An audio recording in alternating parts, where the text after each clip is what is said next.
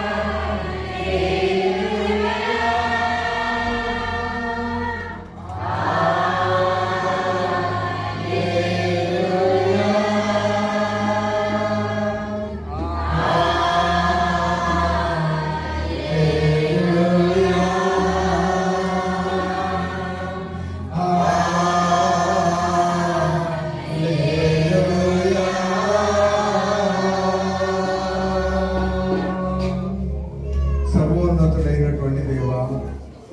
సర్వకాల సర్వావస్థలో మమ్మల్ని ఆదరించి ఆదుకునేటువంటి తండ్రి, ఆయన సర్వోత్తు ఈ విధంగా ఆయన నీ సన్నిధిలో గడుపుతున్నటువంటి యొక్క సమయం నా తండ్రి, ఆయన వారితో సహవాసం చేయాలని మీరు ఇష్టపడుతున్నటువంటి సందర్భం కాబట్టి నా తండ్రి, మీరందరూ నా తండ్రి ఆయన ఈ నామాన్ని బట్టి అర్చయిస్తూ ఆరాధిస్తూ స్తుతిస్తూ ఆయన మీలోనే పరవశిస్తూ ఆయన మా జీవితాలు మనిషి ఈ లోకాన్ని మనిషి ఆయన మీతో ఆయన గర్వాలన్నటువంటి ఒక సదుద్దేశంతో ఆయన నా తండ్రి మమ్మల్ని కలిసి ఆయన నిన్ను ఆరాధించేటువంటి వాక్యాన్ని మమ్మల్ని దయచేసి